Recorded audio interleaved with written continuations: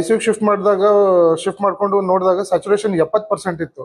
70% ಇದ್ದು ಫಸ್ಟ್ ಅವರಿಗೆಲ್ಲ ಸ್ಟೆಬಿಲೈಸ್ ಮಾಡಿಬಿಟ್ಟು ಆಮೇಲೆ ಎಲ್ಲ ಇನ್ವೆಸ್ಟಿಗೇಷನ್ ಮಾಡಿದಾಗ ನಮ್ಗೇನು ಗೊತ್ತಾಯ್ತಂದ್ರೆ ಅವರಿಗೆ ಪೆರಿ ಪಾರ್ಟಮ್ ಕಾರ್ಡಿಯೋಮಯೋಪತಿ ಅಂತ ಒಂದು ಡಿಸೀಸ್ ಇದೆ, ಪ್ರೆಗ್ನೆನ್ಸಿಯಲ್ಲಿ ಬರುತ್ತದು, ತುಂಬಾ ರೇರ್ ಕಂಡೀಷನ್ ಅದು.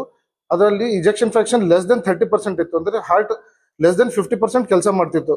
ತುಂಬಾ ಸೀರಿಯಸ್ ಕಂಡೀಷನ್ ಇರೋದ ಕಾರಣ ಅವ್ರ ಅಟೆಂಡರ್ಸ್ ಎಲ್ಲರನ್ನು ಕೂರಿಸಿ ಇದು ಎಷ್ಟು ಹೈ ರಿಸ್ಕ್ ಇದೆ ಎಲ್ಲ ಡೀಟೇಲ್ ಆಗಿ ತಿಳಿಸ್ಬಿಟ್ಟು ಇಮಿಡಿಯೇಟ್ಲಿ ಆಪರೇಷನ್ ತಗೊಂಡಿವಿ. ಅವರಿಗೆ ಆಪರೇಷನ್ ತಗೊಂಡಾದ್ಮೇಲೆ ನಮ್ಮ team of intensivist, physician, cardiologist ಎಲ್ಲರೂ ಸೇರಿ we try to save her. And 3 ದಿವಸ ಅವ್ರು ವೆಂಟಿಲೇಟರ್ ಮೇಲೆ ಇದ್ರು. ಆಮೇಲೆ ಸ್ಲೋಲಿ ವಿನ್ ಆಫ್ ಮಾಡಿಬಿಟ್ಟು ನೌ ಶಿ ಇಸ್ ಬೆಟರ್. ಐಸಿಯಿಂದ ಹೊರಗಡೆ ಬಂದ್ರು, ಓರಲ್ಲಿ ತಗೋತಿದ್ದಾರೆ, ನಡೀತಾ ಇದ್ದಾರೆ. ಆಮೇಲೆ 8 ತಿಂಗಳು ಪ್ರೆಗ್ನೆನ್ಸಿಯಲ್ಲಿ ಹುಟ್ಟಿದ ಕಾರಣ ಬೇಬಿ ವೇಟು 1 kg ಇತ್ತು. ಅದಕ್ಕೆ ಬೇಬಿಗೂ ಇಮಿಡಿಯೇಟ್ಲಿ NICU ಶಿಫ್ಟ್ ಮಾಡಿಕೊಂಡು ಶ್ವಾಸಕೋಶ ಬೆಳವಣಿಗೆ ಆಗಿರ್ಲಿಲ್ಲ. ಅದಕ್ಕೆ ಸರ್ಫೆಕ್ಟೆಂಟ್ ಅಂತ ಹಾಕ್ತೀವಿ ನಾವು. ಸರ್ಫೆಕ್ಟೆಂಟ್ ಹಾಕ್ಬಿಟ್ಟು 2 ದಿವಸ 3 ದಿವಸ ಆಕ್ಸಿಜನ್ ವೆಂಟಿಲೇಟರ್ ಮೇಲೆ ಎಲ್ಲ ಇಟ್ಟು ವಿನ್ ಆಫ್ ಮಾಡಿದ್ದೀವಿ. ಈಗ ಬೇಬಿ ಕೂಡ without any support, injection, fluid ಏನೂ ಇಲ್ಲ, ತಾಯಿ ಹಾಲ್ ಮೇಲೆ ಇದೆ. ಅದು ಬೇಬಿ ಮದರ್ ಸೈಡ್ ಶಿಫ್ಟ್ ಮಾಡಿದ್ದೀವಿ. At present both baby and mother R stable and fit for discharge. ಅದು ಡೀಟೇಲ್ಸ್, ಡೆಲಿವರಿ ಡೀಟೇಲ್ಸ್ ಬಗ್ಗೆ ಮೇಡಮ್ ಅವರು, ಶ್ವೇತಾನಿಧಿ ಅವರು ನಿಮ್ಗೆ ಇದು ಮಾಡ್ತಾರೆ.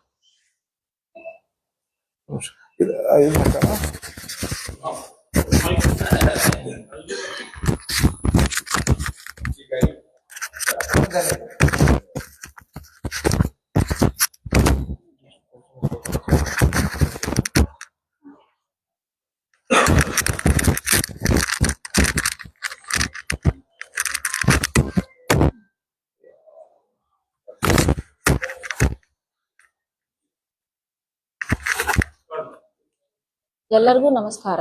ನಾನು ಡಾಕ್ಟರ್ ಶ್ವೇತಾನಿಧಿ, ಆಬ್ಸ್ಟೆಟಿಷಿಯನ್ ಅಂಡ್ ಗೈನಕಾಲಜಿಸ್ಟ್. ಸರ್ ಹೇಳ್ದಾಗೆ 19/12 ಮಧ್ಯರಾತ್ರಿಲಿ ನಮ್ಮ ಹತ್ರ ಗರ್ಭಿಣಿ ಮಹಿಳೆ, it was her first pregnancy. ಅವರು ಉಸಿರಾಟದ ತೊಂದರೆಯಿಂದ ನಮ್ಮ ಹತ್ರ ಬಂದ್ರು.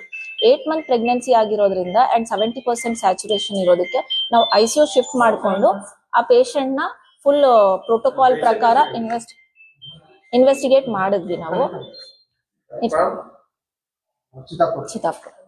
ಇನ್ವೆಸ್ಟಿಗೇಟ್ ಮಾಡಿದ್ವಿ. ಅವಾಗ ಏನ್ ಗೊತ್ತಾಯ್ತು, ಲಂಗ್ಸ್ ತುತ್ತ, ಶ್ವಾಸಕೋಶದ ಸುತ್ತಮುತ್ತಲೂ ನೀರ್ ತುಂಬಿಕೊಂಡಿತ್ತು, ಉಸಿರಾಡೋದಕ್ ತೊಂದರೆ ಆಗಿತ್ತು, ಎದೆ ನೋವಿತ್ತು, ಕಾಲು ಉಬ್ಬಿತ್ತು.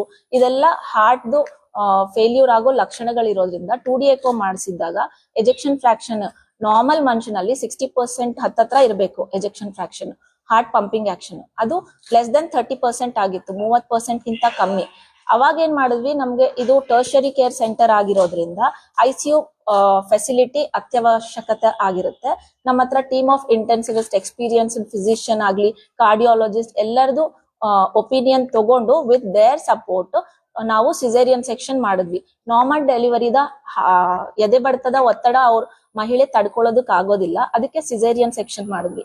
ಬಟ್ ಬೇಬಿನು 8 ಮಂತ್ ನಾಗ ಹುಟ್ಟೋದ್ರಿಂದ ಬೇಬಿದು ಪ್ರೋಗ್ನೋಸಿಸ್ ಪುವರೇ ಇತ್ತು. ಎಲ್ಲ ಎಕ್ಸ್ಪ್ಲೇನ್ ಮಾಡಿ with high risk consent general ಅನಸ್ಥೀಶಿಯಾನಲ್ಲಿ ಇಂಕ್ಯುಬೇಟ್ ಮಾಡಿ ಸಿಸೇರಿಯನ್ ಮಾಡಿದ್ವಿ. ಅದಾದ್ಮೇಲಿಂದ 3 ದಿನಗಳ ಕಾಲ ಸತತವಾಗಿ ಅವರು ಮೆಕ್ಯಾನಿಕಲ್ ವೆಂಟಿಲೇಷನ್ ಅಂದ್ರೆ ವೆಂಟಿಲೇಟರ್ ಮೆಷಿನ್ ಲಿಂದ ಉಸಿರಾಡ್ತಾ ಇದ್ರು ಪೇಷಂಟ್. ಎಲ್ಲಾ ಟೀಮ್ ಅಪ್ರೋಚ್, ನರ್ಸಿಂಗ್ ಸ್ಟಾಫ್ ಅವ್ರದ್ದು ನರ್ಸಿಂಗ್ ಕೇರ್ ಆಗ್ಲಿ, ನಮ್ ಡ್ಯೂಟಿ ಡಾಕ್ಟರ್ಸ್ ಆಗ್ಲಿ ತುಂಬಾ ಒಳ್ಳೆ ರೀತಿಯಲ್ಲಿ ಟ್ರೀಟ್ಮೆಂಟ್ ಕೊಟ್ಟು ಎಲ್ಲರ ಸಪೋರ್ಟ್ ಇಂದ with very good medication we could wean off. Mechanical ventilator ಇಂದ ಪೇಷಂಟ್ ಹೊರಗಡೆ ಬಂದ್ರು. ಅದಾದ್ಮೇಲಿಂದ ಸ್ಲೋಲಿ ಅವರು ರೂಮ್ ಏರ್ ನಲ್ಲಿ ಆಕ್ಸಿಜನ್ ಮೇಂಟೈನ್ ಮಾಡಿ ನಾರ್ಮಲ್ ಉಸಿರಾಡೋ ರೀತಿ ಆದಾಗ ಅವ್ರಿಗೆ ವಾರ್ಡ್ಗೆ ಶಿಫ್ಟ್ ಮಾಡಿದ್ವಿ. ಇದೆಲ್ಲ ಆಗಿದ್ದು ಒಂದೇ ವಾರದ ಕಾಲಮಿತಿಯಲ್ಲಿ. ಏನ್ ಹೇಳಕ್ ಇಷ್ಟಪಡ್ತೀನಿ ಅಂದ್ರೆ, ಇದೇನ್ ಪೆರಿಪಾರ್ಟಮ್ ಕಾರ್ಡಿಯೋಮಯೋಪತಿ ಅನ್ನೋದಿದೆ. It is one of the rare condition. Normally ಪ್ರೆಗ್ನೆನ್ಸಿಲಿ ಲಾಸ್ಟ್ ಮಂತ್ ಆಫ್ ಪ್ರೆಗ್ನೆನ್ಸಿ ಅಥವಾ ಮಗು ಹುಟ್ಟಿದ 5 ತಿಂಗಳವರೆಗೆ ಈ ಕಂಡೀಷನ್ ಗೊತ್ತಾಗುತ್ತೆ. ಆಮೇಲೆ ಇದಕ್ಕೆ ಕಾಸ್ ಗೊತ್ತಿರಲ್ಲ. ಇದು it's a diagnosis of exclusion ಅಂತ ಹೇಳ್ತೀವಿ. ಇದರಲ್ಲಿ ಹಾರ್ಟ್ ಪಂಪಿಂಗ್ ಆಕ್ಷನ್ ತುಂಬಾ ಕಡಿಮೆ ಆಗಿರುತ್ತೆ, 45% ಗಿಂತ ಕಮ್ಮಿ, ಬೇರೆ ಏನೂ ಕಾಸ್ ಇರೋದಿಲ್ಲ. ಆಮೇಲೆ ಪ್ರೆಗ್ನೆನ್ಸಿ ಇರೋದ್ರಲ್ಲಿ 1500 ಜನ ಪ್ರೆಗ್ನೆಂಟ್ ಲೇಡೀಸ್ ಅಲ್ಲಿ ಒಬ್ಬರಿಗೆ ಆಗುವಂತ ಇದು.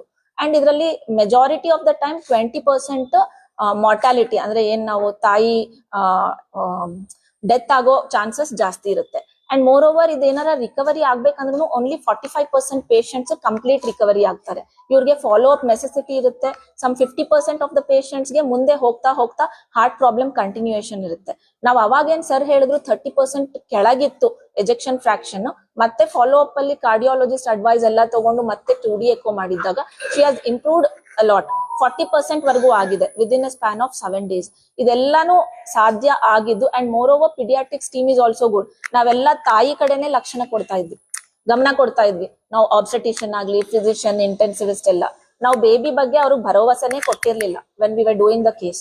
ಬೇಬಿನ ನಾವು ಪಿಡಿಯಾಟ್ರಿಕ್ಸ್ ಡಿಪಾರ್ಟ್ಮೆಂಟ್ ಗೆ ಹ್ಯಾಂಡಲ್ ಮಾಡಕ್ ಕೊಟ್ಬಿಟ್ಮೇಲೆ ಅವರು ಬೇಬಿಗೇನು ಕೇರ್ ಕೊಟ್ಟಿದ್ದಾರೆ. It was just 1 kg baby. ಅದಕ್ಕೂ ಉಸಿರಾಡೋದಕ್ಕೆ ತೊಂದರೆ ಆಗ್ತಿತ್ತು. ಪ್ರೀಟರ್ಮ್ ಆಗಿ ಆಮೇಲಿಂದ IUGR ಅಂತ ಹೇಳ್ತಿತ್ತು, ಸಿವಿಯರ್ IUGR ಇತ್ತು. ಆಪರೇಷನ್ ಮಾಡುವಾಗ ಒಳಗಡೆ ಮಗುನು ಮೋಷನ್ ಸಣ್ಣಸ್ ಮಾಡ್ಕೊಂಡ್ಬಿಟ್ಟಿತ್ತು. ಬೇಬಿ ಸರ್ವೈವಲ್ ಚಾನ್ಸಸ್ ತುಂಬಾ ಕಮ್ಮಿ ಇರುತ್ತೆ ಅಂತ ಟೈಮಲ್ಲಿ. ಪಿಡಿಯಾಟ್ರಿಕ್ಸ್ ನಿಯೋನೆಟಾಲಜಿಸ್ಟ್ ಟೀಮ್ ಸ್ಟ್ರಾಂಗ್ ಇರೋದ್ರಿಂದ ಅದಕ್ಕೂ ವೆಂಟಿಲೇಟರ್ ನಲ್ಲಿ ಹಾಕೊಂಡು ಸರ್ಫ್ಯಾಕ್ಟೆಂಟ್ ಅಂತ ಒಂದು ಹಾಕೋದ್ ಬೇಕಾಗುತ್ತೆ ಅದ್ರ ಶ್ವಾಸಕೋಶ ಇಂಪ್ರೂವ್ ಮಾಡೋದಕ್ಕೆ. ಅದನ್ನ ಹಾಕಿ ದೇ ಹ್ಯಾವ್ ಅದನ್ನು ವೀನ್ ಆಫ್ ಮಾಡಿ ಬೇಬಿನ ತಾಯಿ ಎದೆ ಹಾಲು ಕುಡಿಯೋ ಲೆವೆಲ್ ವರ್ಗೂ ತಂದಿದ್ದಾರೆ within a span of 7 days. And baby ಈಗ ಇಸ್ ಡೂಯಿಂಗ್ ಗುಡ್. 1.1 kg ಹಂಗಾಗಿದೆ ವೇಟ್. ತಾಯಿ ಎದೆ ಹಾಲನ್ನು ಅದು ಕುಡಿತಾ ಇದೆ. So both baby and mother they are at least little out of danger. ಆಮೇಲೆ ಅವರು ತಾವೇ ಊಟ ಮಾಡೋದು ಎಲ್ಲ ಕೆಲಸ ಮಾಡ್ತಾ ಇದ್ದಾರೆ patient. And now we are discharging ಹರ್. ನಮ್ಗೆ ಖುಷಿ ಏನ್ ಅನ್ಸುತ್ತೆ ಅಂದ್ರೆ ಇಂಥ ಕಂಡೀಷನ್ಸ್ಗೆ ನಾರ್ಮಲಿ ನಾವು ಹೈಯರ್ ಸೆಂಟರ್ಸ್ ಹೋಗಿ ಹೈದರಾಬಾದ್, ಸೋಲಾಪುರ್, ಬೆಂಗಳೂರು ಅಂತ ಕಡೆ ಹೋಗಿ ತುಂಬಾ ಖರ್ಚು ಮಾಡ್ಕೊಂಡ್ರು some times since the condition is very serious mortality chances ಇರುತ್ತೆ. ನಮ್ಮ ಟೀಮ್ ಆಫ್ ಡಾಕ್ಟರ್ಸ್ ರಾತ್ರಿ ಹಗಲು ಅಲ್ದಿರಾ ಎಲ್ಲರೂ ಸೀನಿಯರ್ ಮೋಸ್ಟ್ ಕನ್ಸಲ್ಟೆಂಟ್ಸ್ ಆಗ್ಲಿ, intensivist, cardiologist, everybody's approach along with very good nursing care we could do this. We are very happy because ಇಂಥ condition ನಲ್ಲಿಂದ ನಾವು ಪೇಷಂಟ್ ನ ಹೊರ ತೆಗ್ದಿದೀವಿ and she is getting discharge. It's a kind of happiness for our team. Thank you. ಅವ್ರದ್ದು 26 years ಮೊದಲನೇ pregnancy ಇತ್ತು. ಇದು ಯಾರಿಗಾಗುತ್ತೆ ಯಾವಾಗುತ್ತೆ ಅಂತ ಹೇಳೋದಕ್ಕೆ ಆಗೋದಿಲ್ಲ, cardiac condition. But at that time emergency management is very necessary.